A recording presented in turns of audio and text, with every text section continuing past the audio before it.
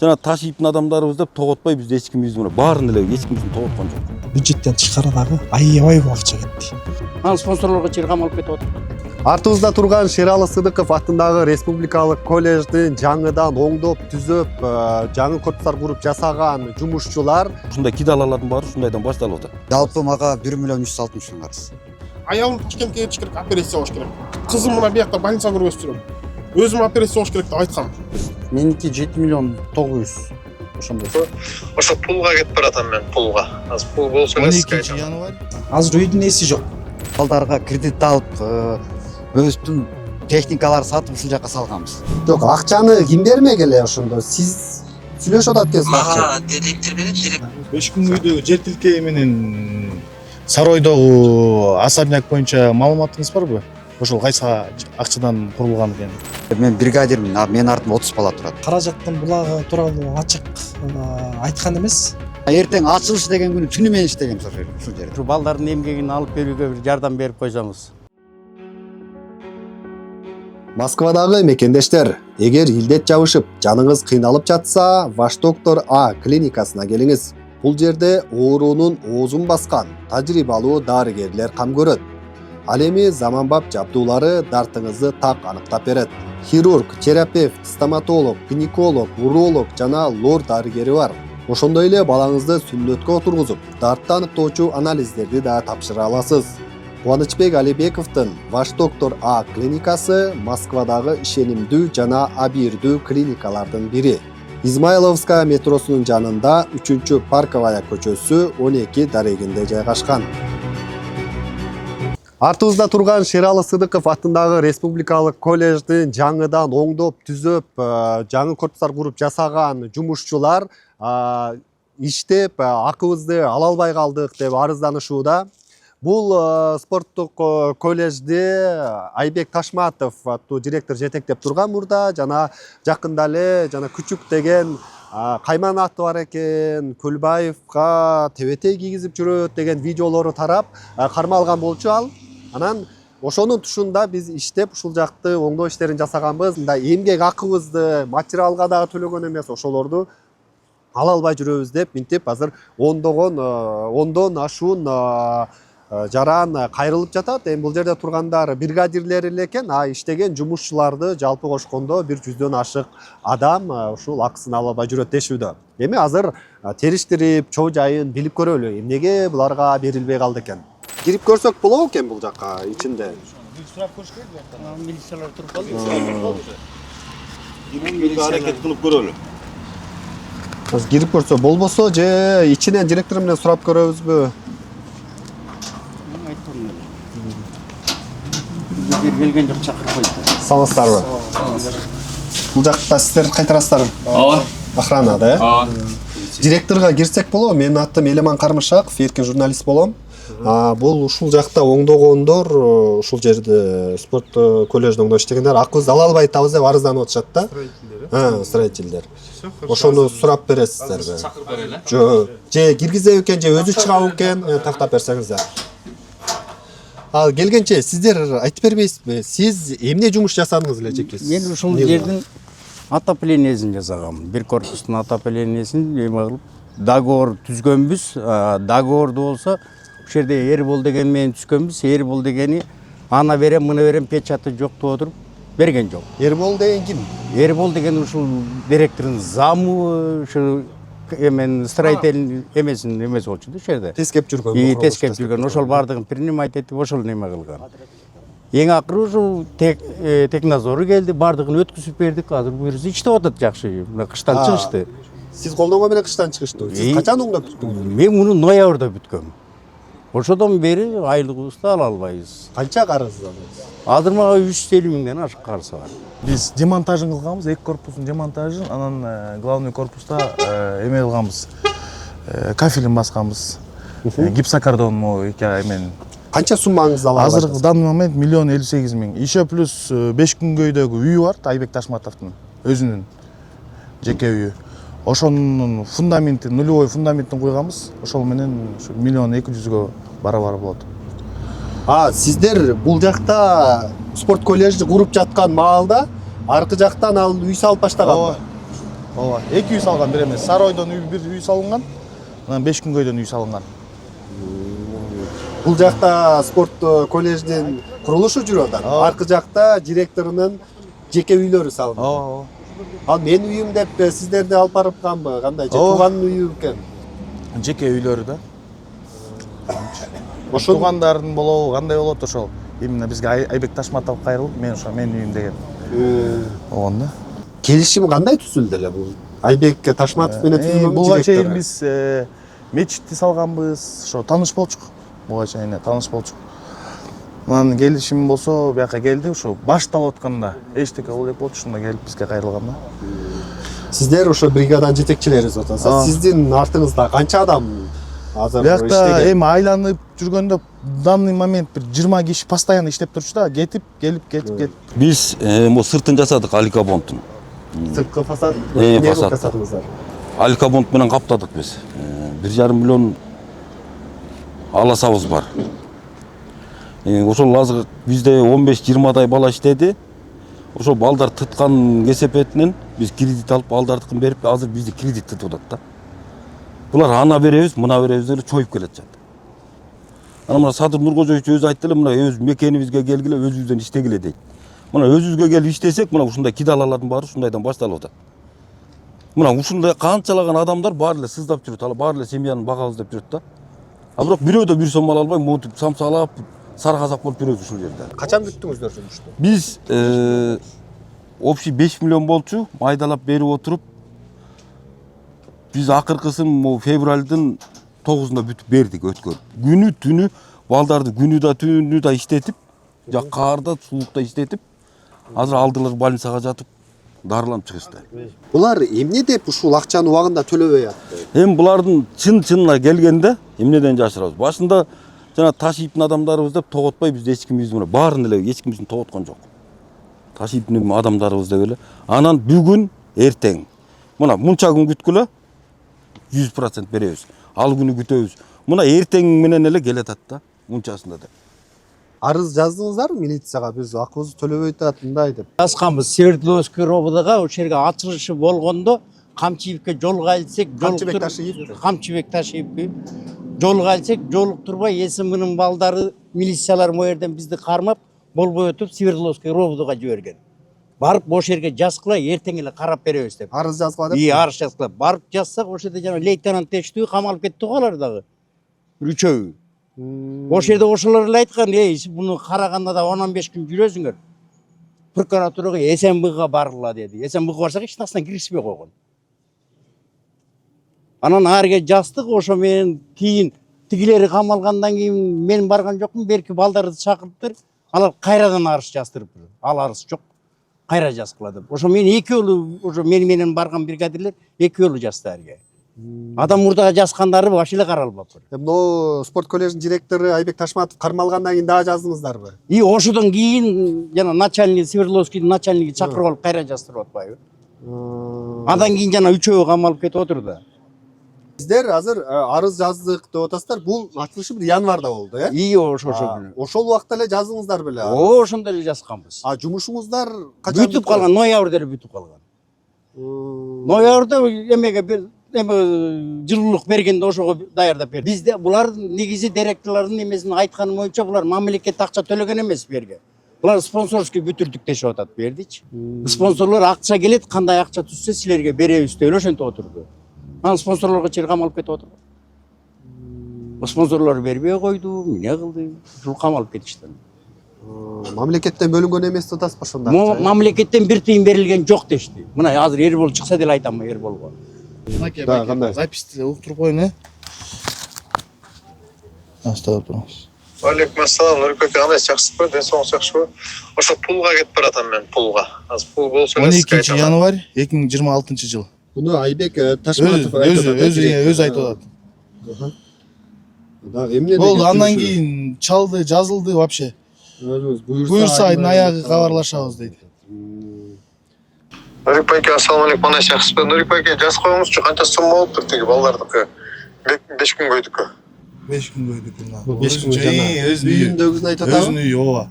62 миң экен. 62 миң, 5 күнгөйдө үйүн, нулевой фундаментте. Менин шеригим жарым жылдан бери азыр Өзбекстанга бара албай.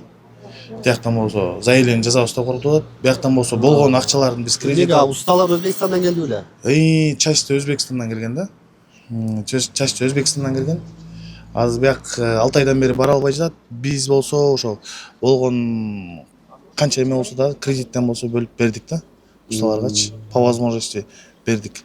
Кара жумуштан, кумшубактан баштап шпаклевка, краска, натяжной потолок, ламинат, сантехника, гранит, фасадный, цокольный граниттин бүт жумуштарын ошол жерде баарын алькабондко чейин, могу кире бериште алькабонд турат го, ошонун баарына чейин биз жасаганбыз. Биздин балдар 100дөй бала жок дегенде жасаган, полностью 6 айда иш алып барганбыз.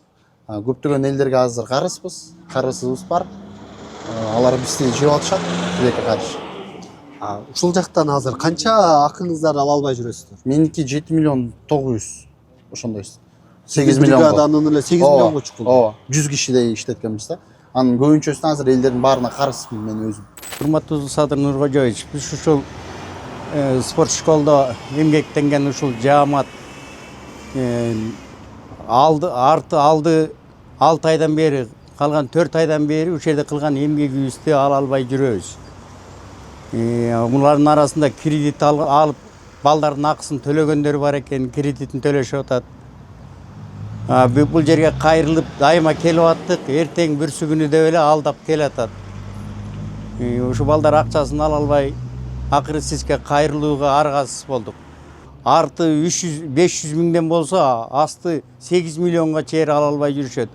Бул жердин мурдагы директор болсо, күчүктөгөн кайманат менен эмне болуп камалып кетти анысы. Бүгүн бул жерге келсек, бул жердин директорлору биз андай эчтеке билбейбиз, акча жөнүндө эчтеке кыла албайбыз деп бирине бири түртүшүп атат. Мындай кайрылган жерлери көп болуп атат. Эми биз да кайрылганга аргасыз болуп атабыз. Ушу балдардын эмгегин алып берүүгө бир жардам берип койсоңуз. Спорт комплекстин электричествосын жасап, полный үйгүз бергенбиз. Ноябрдын башы, где-то 10-дорунда актын издавать эткенбиз. Ошондон бери бир жума, 2 жума деп эң акыркы срок 30-декабрь деп 30-декабрда ошол жерде ар бир бригадага, ар бир балага эмес, ар бир бригадага 20 000 сомдон таратып берип коюшкан. Калганын кичине күткүлө, анан калганын беребиз деп. Калган акыркы срок январьдын 30-у болчу. Январьдын 30-сунда ушул балдар бар эле бар, чогултуп туруп чай-пития кылып, февралдын аягына чейин күткүлө деди. Ортодо Айбекти камап салышты. Бу жерде Айбектин замы Тилек, Гарант, именно ушул жумушчулардын баарын иштеткен фирма Гарант. Гарант менен сентябрдан кийин келгендин баары Гарант менен договор түзүлгөн. Сентябрга чейинкилер Айбекке бергенбиз. Бирок ал Айбектин өзүнүн атынан түзүлгөн эмес. Эсенов деген фамилияга печать коюлуп, ошол намына договор түзүлгөн да. Гарант деген бул подрядчик компаниябы? Подрядный компания, булардын подрядный компаниясы. Гарант деген директор ким экен? Эрбол. Тилекматов Эрбол ошол Гаранттын директору азыр. Данный момент ошол. Ошол биздики ала албай калган суммабыз 255 000 сом. Канча адам иштедиңиздер эле? 12 адам. Гаранттын руководители ошол да, просто официально өзүнүн аты чыккан эмес, бирок Айбек баарын башкарып турган. Демек бул подрядчик компания деле өзүнүн өздөрүнүкү эле, баарын деле өздөрүнүкү эле. Просто ар кимге регистрация кылып коюп, Эрбол деле, Эрболго чейин башка кишилер иштеген. Мен бу жерде майдан бери иштеп келатам да. Эрболго чейин башка кишилер иштеген, Эрбол сентябрда келген да берге. Элеки сон, дурустарбы? Сиз директорбу бул жакта? Зам директор. Урматтуу көрөрмандар, эгер ишине так, жоопкерчиликтүү жана ишенимдүү курулуш компанияны издеп жатсаңыз, анда Nobel компаниясына келиңиз. Үйүңүздү ашыкча баш оору кылбай, өз убагында жана сапаттуу бүтүрөт. Бардык документтери таза. Жетекчиси ак ниеттүү, абийирдүү ишкер. Баасына сапаты төп келген батирлерди Nobelден алыңыздар. Боюнча сиздерден сурайын деп аткам. Директор өзү барбы же сиз жооп бересизби? Директорго кирсек болобу? Жок, азыр учурда директорубуз тергөө абагында. Бул жакта азыр директордун убактылуу милдетин аткарчу отурат. Мен тарбия иштери боюнча директордун орун басарымын. Азыр тергөө иштери жүрүп атат. Ошол именно ошол курулуш иштери боюнча, башка маселелер боюнча. Анан төлөм маселелери боюнча дагы ошончо токтоп турат азыр. Азыр бизде ошол атайын финанс министрлигинен аудит келип, ошо аудит азыр текшериштерин кылып атат. Бул негизи курууга сметасы канча болгон? Бюджеттен каралганбы бунун куруу иштери? Ооба, бул негизи демөөрчүлүк менен да кылынган, бюджет менен да кылынган. Анан эми аны азыр бухгалтерский отчетту мен билбейм. Ал үчүн бухгалтер конкретно жооп бериш керек. Ошол демөөрчүлүктөн кылынгандыгы үчүн дагы ушундай кармалуулар болду. Негизи мындай проект жасаганда тендер болгонбу же түз эле келишим түзүү эле иштешкенби? Андай болгон эмес, тендер да болгон эмеспи? Тендер болгон. Подрядчик ким болгон? Тендер болгон. Подрядчик договор түзгөндөр өздөрү билет. Жана гарант деген бул ошо Айбек Ташматовдун өзүнүн эле компаниясы экен деп атышат. Анан бизге баягы бюджеттен берилбей, жөн эле демөөрчүлөр берет, ошодон эле курабыз деп атат. Ошого сурап атам да, бул бюджеттен акча бөлүнүп, андай сметасы бекитилип, каралган иш бекен, долбоор бекен бул? Мен азыр ал боюнча тереңирээк маалыматты билбейм, бере албайм. Мен ошол азыр учурдагы абалды мен азыр түшүндүрүп коеюн деп чыктым сыртка. Учурдагы абал, учурда ошол жетекчи, мурунку жетекчи Айбек Айтбекович азыр убактылуу тергөө абагында тергөө иштери жүрүп атат. Ошол жерде анан азыр учурда бизге ошол дагы жолу кайталайын аудит келип атайын текшериштерин кылып атат. Эми ошо строительство боюнчачы. Анан мендеги маалымат ушул эле маалымат бере алам. Ошондо булар акчасын качан кантип алышы мүмкүн? Эми убакыт керек, убакыт баарын көргөзөт. Эми чындыгында иштешкен да. Ар бир иштеген эмгек акы алыныш керек. Анан сөзсүз алат, бирок эми ал үчүн бир аз убакыт керек. Ал үчүн азыркы кишинин тергөө иштери бүтүш керек. Кудайым буюрса акталып чыгыш керек. Андан кийин ал төлөм процесстерин кылат. Ким Айбек Ташматов чыгып алып өзү кылат деп атасызбы? Же бул немеден бюджеттен болсо, эми андан кийин келген директор деле карап төлөп бере алабы? Мен ал маалыматты азыр билбейм. Эми атайын укуктук бааны беришет да. Ошол канча бөлүнгөн тыйын, канчага жумшалган, канча кеткен, анын баарын азыр изилдеп атышат, эсептеп атышат. Атайын экспертизалык корутундуларды беришет. Чындыгында ушунча акча кеткенби, канча акча кеткен, ашыгы менен кеткен болсо ашыгы менен айтат. Анын баарын эсептеп туруп анан айтат. Сиз бул жакта канчадан бери иштейсиз? Мен 3 жыл. 3 жылдан бери.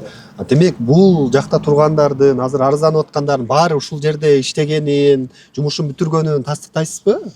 Ооба, тастайм. Айрымдарын тааныбайм, бирок негизгилерин билем. Курулуш иши бүтүп баары пайдаланууга берилдиби бул жакта? Азыр учурда колдонуп атабыз. Корпустар эмне жасалды эле бул жерде? Бул жерде общежитие номер 1, номер 2 общежитие жасалган. Анан ар жагында спорт комплекс салынган. Эмеге эркин күрөш жана грек-рим күрөшү боюнча. Ошол эки объектиге кеткен. Ошолго бюджеттен каралган сумма канча эле? Аны билбейм мен. Билбейм. Мен азыр мага мындай бухгалтерский суроолорду жок бербейле койшуңар суранам да, анткени мен ошол элдер чогулуп атат сыртта дегенден атайын директордун указаниясы менен тапшырмасы менен чыктым. Учурдагы обстановка кандай? Мен ошону айтып коеюн. Мен баягы кимге канча карыз, кимге да мен бухгалтерский эмес, мен мындай эле сурап коеюн деп атам да. Ал мындай жашыруун маалымат эмес. Башында бир курулушу баштаарда сметасы бекитилет. Бул курулушту куруштун сметасы монча экен, мынча сомго курабыз деп. Мен ошону эле сурап атам да, башында канча бекитилген эле, бул жалпы сумма канча? Билбейм, ошо бухгалтерия берет маалыматты. Азыр директор деле билсе экен, бул канчадан бери жүрүшөт, бул курулушта директордо документтер деле калгандыр. Балким директор өзүнө кирип туруп сурап көрөлүчү ушуну канча? Директор жаңы да. Директор жаңы эле келди. ал директорда такыр маалымат жок. Анан ал директорду азыр мен чыкканда эле менде маалымат жок, сен өзүң жооп берип кой деди. Учурдагы абалды айтып кой дедим, учурдагы абалды мен айтып атам. Учурдагы абал ушундай. Макул, учурдагы абал боюнча рахмат жооп бергениңизге. Бизге канчага курулганы керек болуп атат да. Долбоор канча миллион сом деп бекитилген. Ошону азыр карап же тактап бере аласызбы? Элеман мырза, мындай да азыр эми бул маселени айтып атам, аудит келип текшерип атат. Канча кеткен, канчасы жетпей калган, канчасы жетпей калган. Мен сураган жокмун. Ким канча жептир, ким канчага бербей коюптур деген сураган жокмун. Долбоор канчага курулат деп пландалган. Аны башында эле илип коет же сыртына баягы капсула салып атканда деле баннерге чыгарып жазып коет, долбоор мынча миллион сомдук долбоор, курулушка мынча кетет деп жазылып коет. Жалпы суммасы эле канча экен, мамлекеттен канчасы төлөнүптүр, демөөрчүлөрдөн канчасын төлөтмөк экен, ошону. Аны гарант строительный компания гарантка бергиле бул суроолорду. Гарант жооп берсин. Гарант барбы бул? Сиздер бул жакта эмеспи азыр? Билбейм ал каякта экенин. Негизи Бишкекте. Бул сиздер дагы билишиңиздер керек. Заказчик ким эле бул жерде? Директор, ушу мектептин директору болгон да. Мектепте заказчик. Ошо заказчик деле билет эле да канча долбоор экенин. Эми азыр мындай болот Элеман мырза. Азыр үйдүн ээси жок. Үйдүн ээси жок. Анан бирөө чыгып алып учурдагы обстановканы айтып берип атат да. Силер ошондой кабыл алышыңар керек болуп атат азырчы.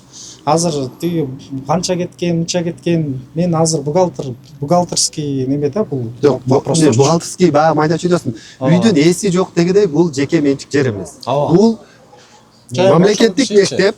Анан бир үйдүн ээси кетсе, үйдүн ээси болуп экинчи адам келди да. Ал учурда ээси бар. Могул жердечи. Бул баягы жеке менчик эмес, бул баягы бири-бирине өтө бере турган мамлекеттик мекеме. Башчылар алмаша берет, мекеме кала берет, иштер ошонун кийинкини мойнунда кете берет. Жоопкерчилик же кийинки иштер. Ошону заказчик катары билишиңиздер керек да сумманы. Балким директорго кирип, азыр карап бир тактап бере аласызбы? Заказчик сиздер экенсиздер. Учурда ээси сиздер экенсиздер. Өткөн чогулуш болгондо эле, чогулуш болгондо менде запись бар да, напримерчи. Чогулуш болгондо сиз айткансыз да, булар бербесе, лично мына биз төлөп беребиз, мына менмин деген сөзүңүз бар да. Ал кандай болуп калат? 25-inde. Февралда мына мен дегенсиңер да. Эгер жок десеңер, мен запись деле угузайын. Анан биз ошо силерден алышка туура келип калды да, сосын ачыгы да. Силер мен деп айткансыздар. Же калппы? Умар айтпайсың? Туура конкретно ойлорго айткылат мындай. Биз уже мисалы үчүн булар биз дегенден кийин биз Айбекке чуркаган жокпуз да. Мисалы үчүн биз деп Ачылышы болсун, ачылышынан кийин февралдын 10-ундан баштап берип баштайбыз деген. Анан ачылышынан кийин жанагындай болуп кетти. Анан айткам, күткүлө, могу февралдын аягына чейин толук берилип бүтөт деген. Орозо бүтөт, орозодон кийин деле беребиз деген. Мен өзүм бул жерге бир 20-30 баланы иштеткенбиз. Могу строй материалдарды алып бергем. Эмеден карыз алып бергем. Анын акчаларын бериле элек айлы. Жалпы канча карыз? Жалпы мага 1 миллион 360 миң карыз. Просто мындай болот. Ал жеке меке балдардын акчасы. Мына балдар ар кимси ар жактан келген, квартираларын төлөшүп албай атат. Алар мына күнүгө үйдү тешип атат. Азыр мындай болуп атат да. Балдардын акчасын бияктан туткандан кредиттеп бирдей алып бергенбиз. Эми ошо кредит төлөш проблема болот да. Балдар иштебей элебиз да. Мына мен өзүм жеке билет, булар да билет. Мына кожома сиз да билесиз, мен лично кредит алып балдарга бергем. Мен айткам, аялым Ташкентке кетиш керек, операция болуш керек. Кызым мына биякта больницага көргөзүп жүрөм. Өзүм операция болуш керек деп айткам. Барынчы бүтүрөбүз, мен гарантмын деген. Мынакей мен лично берем. Ушул сөз боюнча жооп берип коесузбу? Ушундай айтылды эле деп атпайбы? Ооба, биз бул жерде жетекчинин, директордун канчалык деңгээлде аракет кылып, ушул жерге таманак маңдай тери менен аракет кылып атканын көрдүк да. Ошол кишинин мындайча айтканда аябай аракет кылып атканын көрдүк да. Мындай да баягы кулак укса курсак кайнайт дегендейчи. Көрүп билип туруп анан мен билбейм деп айтыштан дагы мындай туура эмес да. ошон үчүн ал киши мындай кылып аткан эмгектерин көрдүк. Анан эми биз орун басар болгондон кийин кээ бир маселелерге биз жооп бергенге туура келет. Анан бул жердеги карыздар боюнча толугу менен маалыматыбыз бар.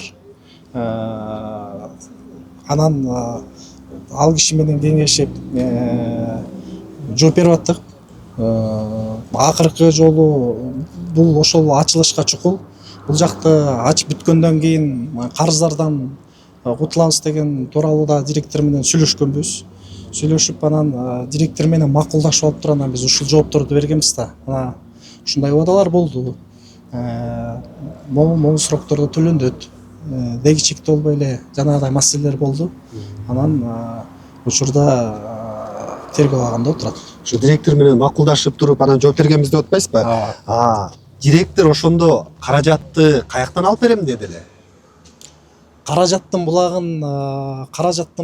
тууралуу ачык айткан эмес. Бирок ошол качан кутулабыз деген маселе келгенде бул маселелерди кутулаарын айткан да. Ошентип убадалай бергиле, сүйлөшкүлө. Силер айта бергиле, мен каражатты таап берем деген. Демек анда ал каражатты мамлекеттен албайт экен эле да, Билбейм эми аны каяктан. Мамлекеттен алса эми Минфинге запрос кылам, алар актка карап туруп берет деш керек эле да. Сизге айтпадыбы мамлекеттен алам же демөөрчүлөрдөн алам деди эле мындай. Мамлекеттен алса мынчалык мындай табыш мактатып сүйлөбөсө керек эле дейм да. Жок, булактарын кайсыл жерден кандай кылып алат мен макулдашып баягы сүйлөшүүдө андай сөздөр болгон эмес. Бирок ошол качан кутулабыз, качан берилери тууралуу даталарды айтып, мындай ишенимдүү айта бергиле деген болчу. Ошон үчүн биз акыркы ошол окуу жайдын ачылышынан кийин атайын строительдердин баарын чогултуп, баягы ыраазычылык билдирүү максатында дасторконубузду жайып алып, анан ыраазычылыгыбызды билдирип, мына могу датага чейин күтүп турган. Кайсы датада дедиле ошондо акыркы жолу? 25 февраль беле? Ошо 25 февралга жетпей эле өзү кармалып калды, Ошондой болуп атат да. Жок, 16-сында. 16 февралда. Андан бери 1 ай болду. Ушунда анда директорго кирип азыр тактап көрөлүчү долбоорун. Долбоор канча болгон? Булар азыр кээ бир келгендердин акчасын берип атпайбы? Кече берсиңер акча. Мына Эрболуңар айтып атат. Кече мына биздин балдар 2-3 бала алыптыр кече мурдан эле алышпыр. Каяктан берип атыңар аны? Алар келчитип келиптир немени. Ала өкмөт сөкмөттөн бирөөлөр келген азыр өкмөт деле эл менен иш окуп калды окшойт. Запись жөнөтүп коюңуз.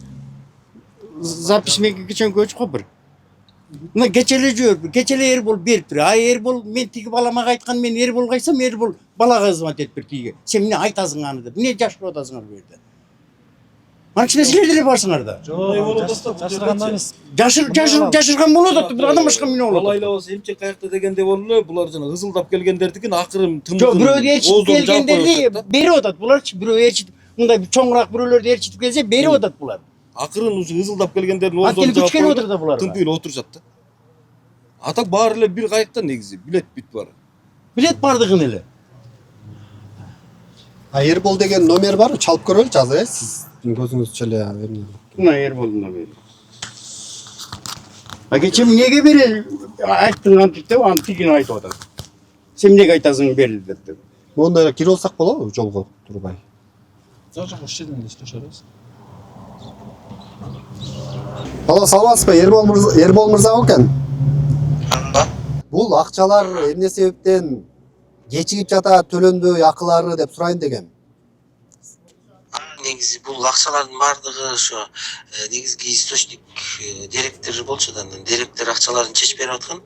Анан директор азыр тергөөдө болгонго байланыштуу азыр акчалар токтоп калды.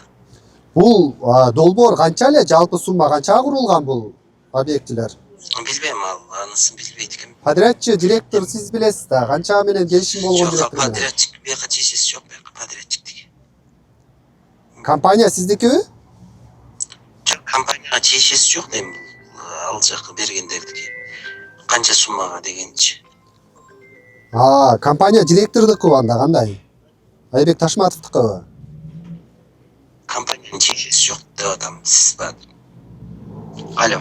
Жок, акчаны ким бермек эле ошондо? Сиз сүйлөшүп атат экенсиз акча. Мага директор берет, директорго мага директор берет, мен эмеге берем. ишчилерге берем да. А эми ошондо булар качан алат акчасын? Эмне болот? Ошо азыр ошо тергөө бүтүн азыркы учурда да мектепте тергөө жүрүп атат. Ошо мектепте тергөө жүрүп атат. Тергөө бүтөөр менен буюрса ошол алар да корутундусун чыгарып берет. Анан эме дагы бул директор дагы буюрса ошол чыгаар менен дагы буюрса акчаларын эме кылып берет.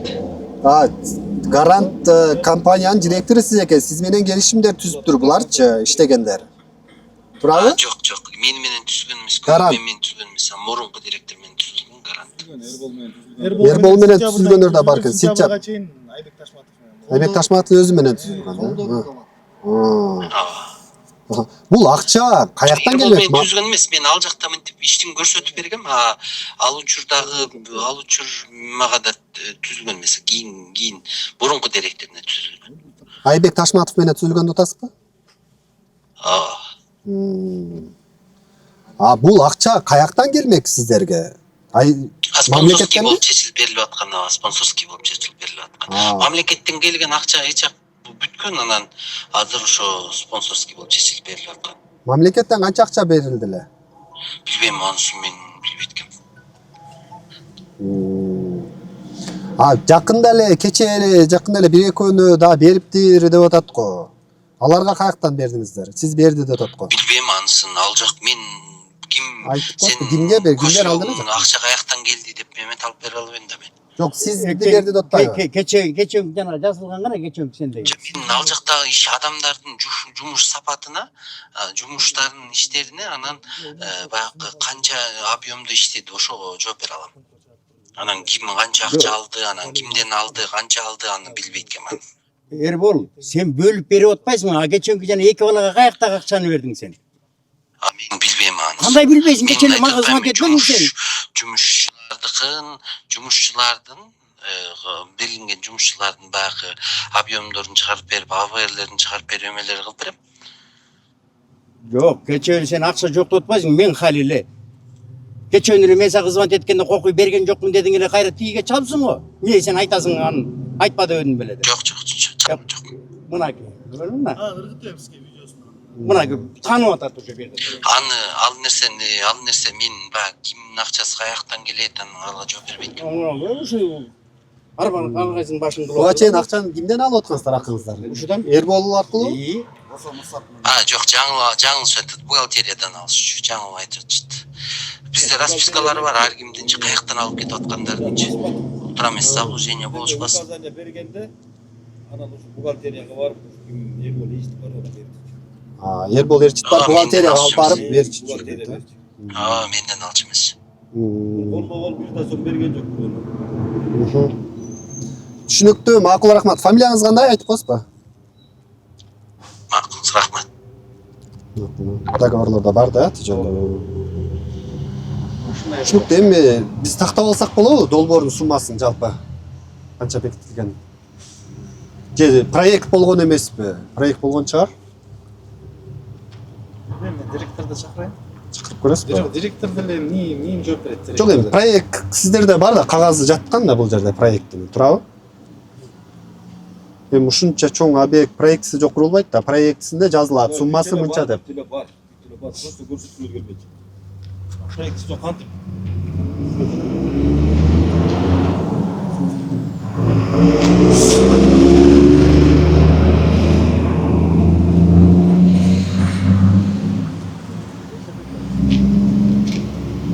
Сыртка чыксаңыз, суроолор бар экен журналист.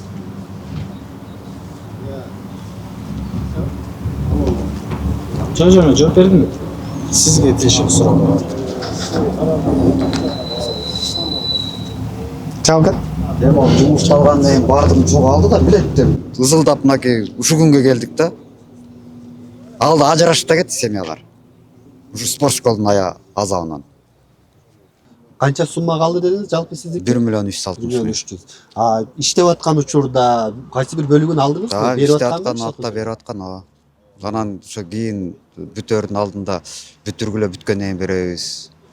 Азыр акча болбой атат. Негизи спонсорский болот деген да. Ушу ачылыш болот, ачылышынан кийин акча болот деген. Биз да ошого ишенип ачылышынан кийин мынакей эч кимсиз эчтеке албайбыз эле. мен берде бир эле мен бригадирмин, менин артымда 30 бала турат. Эми могу материалдарды алып келип берген мен. Профиль, краска, ушулардын баардыгын алып бер, эртең ачылыш болгондо беребиз деген. Мынадан бери 2 ай өттү. Ошо материалдардын акчасын кошкондо дагы 1.400.000 ашык болот абы. Бүт чеги менен. Онда мына эртең ачылыш деген күнү түнү менен иштегем ушул жерде. Балдарды кетирбей, мустак сууга колду салдырып иштеткенбиз. Эл ызылдап талкалайбыз дегенде мен кредит алып туруп балдардын акчасын бергем. Келип экскаватор менен келебиз, башка менен келебиз, кылган жумушубузду талкалайбыз да кетип калабыз деген. Биз ыраазыбыз деген. Ана мен өзүм кредит алып туруп, мына булар билет бардыгы. Мен кредит алып туруп ал балдарды бергенимди билишет. Мына до сих пор 4 айдан бери ошо кредиттин процентин төлөп атам мен азыр. Саламатсызбы? Саламатсыз. Директор сиз болосуз да? Мен Мен аты жөнүм Мелеман Кармышаков, эркин журналист болом. Мына ушулар акчасызды акыбыз ала албай атабыз деп кайрылышканда. Анан ошол суроо мондай босогодо турбай бир ичери кирип мына көргөнчө сүйлөшсөк болому? Жок дегенде, жүрүңүз.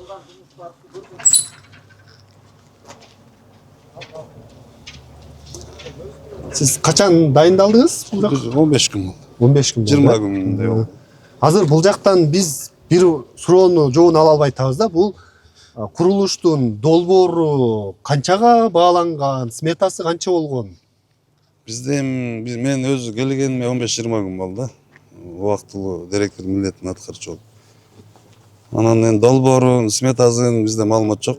Анан керек болсо биз тактап берели. Кандай проект чийилген, канча сомго чийилген, ким менен договор түзгөн бизде менде маалымат жок. Буга чейин иштеген замдарыбыз бар, замдардан маалымат алсаңыздар болот. Азыр бул жак долбоорду айта албай атат да. Сумма эми билиш керек да. Канчага курулган? Мен баягы көп нерсе сураган жокмун. Баягы ичинде канча бөлүндү? Сизде маалымат барбы? Бухгалтерский нерселер сурап атпайбы? Жок, бухгалтерский эмес. Проекти канчага пландалган? Долбоорду ал мындай ачык эле жазылат да. Долбоор мисалы үчүн 100 миллионго, 200 миллионго ушул 2 жатакана менен жана спорт зал курулат деп. Ошону эле сурап атам, жалпы сумма. Ал маселелерди Айтылган эмеспиз. жок билбейт экенмин ал канча. Менде мындай маалымат жок. Мен жакын эле келдим. Өзүңүздөр деле билет болчусуздар. Менде кандай долбоор канча суммага жазылып атканын андай маалыматым жок да. Эми булардын Биз азыр келген себеби бу жерде азыр чарба иштери, тренировочный процесстер токтобосун деп ишти жүргүзүп атабыз. Анан бул стройка боюнча биз аралаша албайбыз дагы, маалыматыбыз да жок, жооп да бере албайбыз да. Кандай болот, келечеги кандай чечилет. Булар мурунку директор менен Айбек Ташматов менен келишим түзүшкөн экен. Ошол иштеткен экен. Бул эми курулушу ушул жерде калыптыр. Аба өзү менен алып кеткен жок.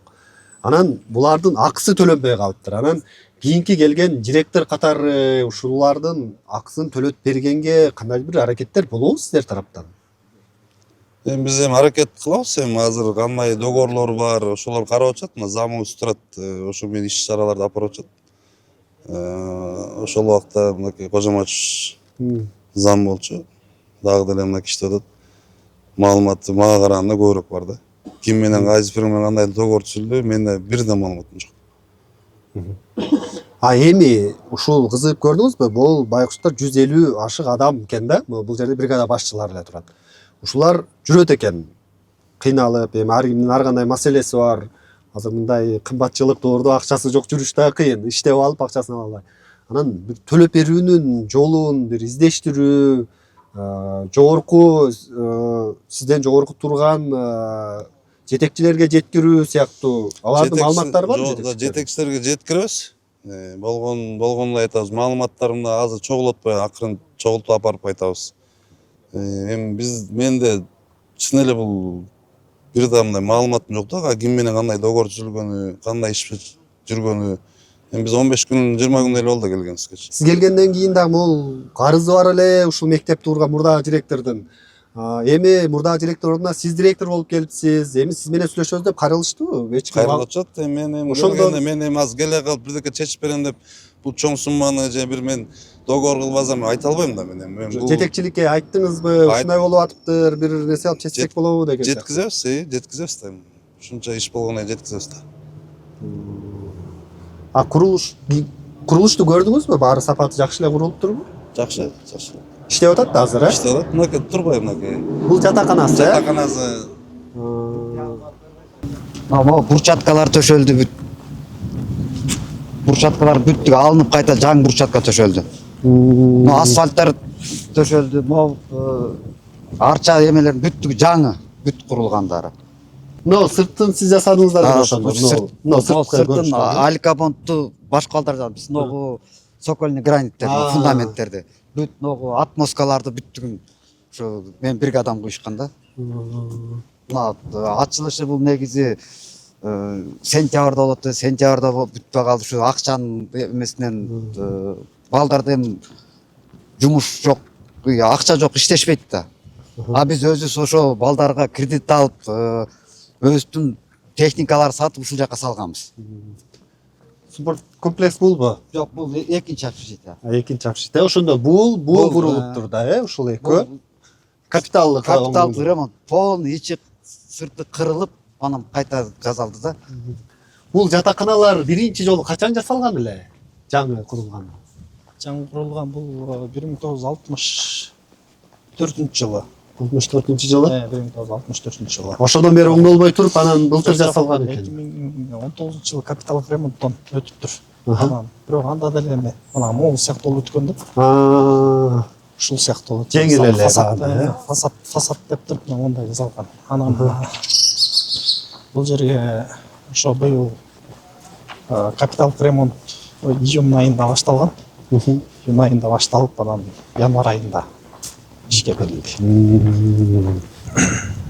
Бул спорт комплекс жаңыдан курулду. Жаңыдан. Бул спорт комплекс жаңы нолдон курулду.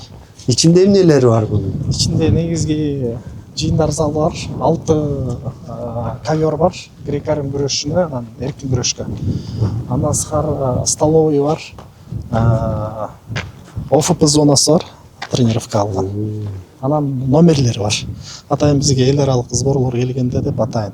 Ошо директордун демилгеси менен проект жатып турган номерлер бар. Жатып ооба тренировка. Эми мындай да, азыр мындай ар кандай айта беребиз. Бирок атайын экспертизалар жүрүп, буюрса эми текшеришет.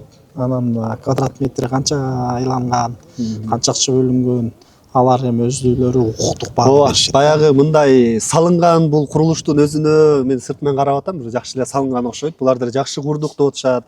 Салынып калганы ошо спорт колледжи үчүн, бул жакта окуган балдар үчүн, спорт үчүн аябай жакшы жумуш болуптур.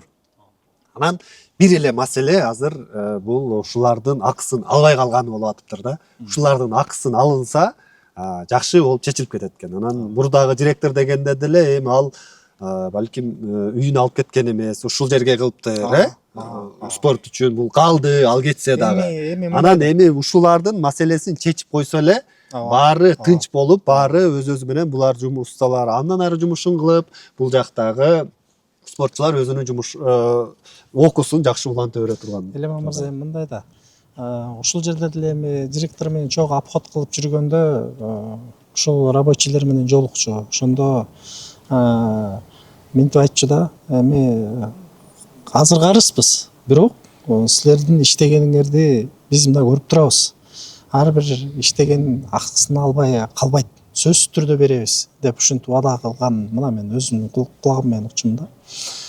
Болгон ушундай окуялар болуп кетти, акыркы окуялар болуп кетти. Ошондон кийин төлөм процесси токтоп калды. Болбосо эми ал киши эми аракетин кылып эми ушул иштетип алгандан кийин ал кантип иштеген жоксуң же бербейм деп айтмак эмес да. Иштетип алгандан кийин сөзсүз түрдө мунун төлөмү болуш керек да.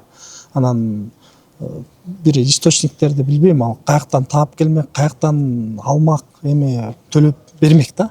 Бирок бул жерде мен билишимче бул жерге аябай мамлекеттен бөлүнүп берген бюджеттен тышкары дагы аябай көп акча кетти. Ошонун баарын таап келип, баягы менеджерлик уюштуруучулук немеси бар болчу, жөндөмү. Ошонун негизинде могу нерселер бар өттү. Мына могу жерде жаңы тигилген дарактардан баштап, могу жарыктандыруу системаларына чейин баардыгы жаңы. Полный баардыгы.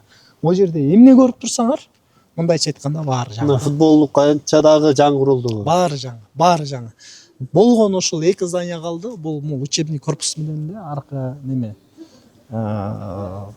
спорт комплекси, эски комплекс. Ошол өлкө боюнча дагы иш алып барууну баштаган.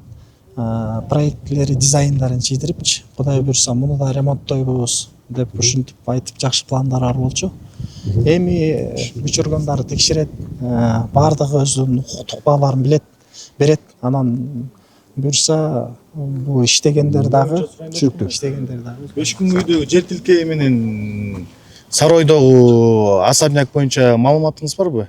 Ошол кайсы акчадан курулган экен? Ал жок, Жок, ал жок. Бул ошол Айбек Ташматов ушул жакта курулуш жүрүп аткан маалда эле Ооба, салынган. ошол жакта үй салып атасыз, өзүнө. Жаңы жер алганбы же жери барбы? Жер алынган ошо. Жер сатып алып, анан үй салып атат. Ооба. Эми ал акчалар каяка кетти деген маселе болуп атат да, Буга салынбай ошо үйүнө кетип калдыбы деп атасыз. Жер деле арзан турбайт 5 күн көйдө. Бизди эски ээси боюнча маалымат берген эми ошо жактагы кошуналар ошо $130,000 алынды деген маалымат бар да. Анан эми боюнча да ошо Саройдогу үй боюнча дагы чоң эле особняк салынган да. Ошол боюнча маалымат барбы деп сизден бир сурайлы эле. Бул ушулда кимдер иштеген? Бул спорт комплексте силер да иштегенсиздер? Бул эмнесин жасагандар? Кардон, гипсокардон, кафель бар, мрамор бар. Булар ишлеген биргеде. Мана өзү кете берсем бир жумада тыйын болду, артлайынан көтөрүп сабарас деп айткан мына. Өзбекстандан келген белебиз. Жуматты өзү айткан. Бир сом устала колуга тыйын берет. Мен Турцияда жатам аякта, врачка операция болуп, эми фото жөнөткөм, көрсүн депчи. Аябай муктаж болуп, бияктан срочно бияктан 3-чү детскийни операция кыла албай калды. Учуп кеттик. Турцияга билет алгыла депчи. Үйтө алдыктан дагы баягы эмеден болсо акча жок болчу да. Анан чалдым, жаздым, болбой койду. Бул жерде айтып отпойбу, мисалы акчанын тияктан келмек, бияктан келмек депчи. А бирок если бул негизи эле бул жер башталган эле, ээрге кыйшык отуруштур да, баштан баштап эле кыйратып, балдарга акча берилбектир. Сөзүн ачыгы. Деген мен өкүл болом. Мун азыр келинчек ушуяктын акчасына ишенип, келинчегин темеге Ташкентке больницага кетирмек. Өзү операция болмок, башын операция кылмак. Мына азыр жүрөт, эмне кыларын билбей. Плюс кредит. Балдардын акчасын берип койду, кредит алып. Эми азыр кайра кредит менен баш ооруп, эмне кылар, айласын таппай жүрөт да. А бул жерде азыр топ тепкендей эле, мындай болду, анан тигиндей болду деп эле ары бери тепкилеп атышат да топту, сөзүн ачыгы.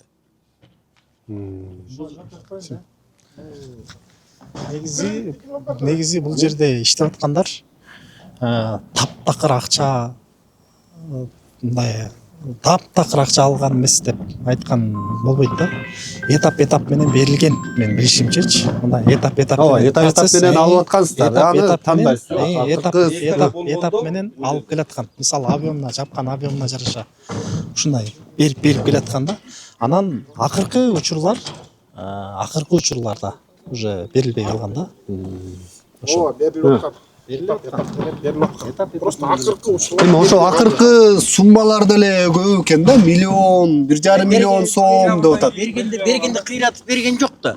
Мына башында келгенде 30% берген, бир анан кийин алган жок. Мен мисалы үчүн жаңы жылда бир берди, ыйлата отуруп 31-inde кечинде берди андагы.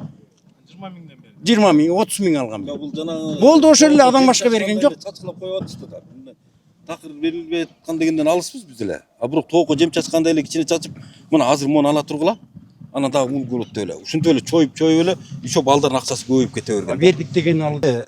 Жаңы директор сиз экенсиз, эми маселелерин уктуңуз да, бирдиңиз, 100дөн ашуун адам экен. Эми жетекчиликке жеткирип, ушундай көйгөй болуптур деп эми бир көмөктөшүп коюңуз. Бул болсо эми жеткизебиз. Мынча адамдын маңдай тара өзгөчө баягы устанын акысы баягы тери кургаганча бер деген сөз бар го кыргызда. Ошого көмөктөшүп жеткирип койсоңуз жакшы болмок. Азыр директор болуп сиз турасыз, анткен менен деле мурункусу кандай кеткен күндө деле сиз азыр анын ордуна келип отурасыз да. Ооба, жеткизгенге аракет кылабыз. Көрүп атпайлы мынакей иштедик деп атышат. Алазалар бар экен, өзүңүз айткандай, устанын акчасын тери курганча бериш керек. Жеткизебиз, анан кандай чечилет ал жагын биз айта албайбыз да.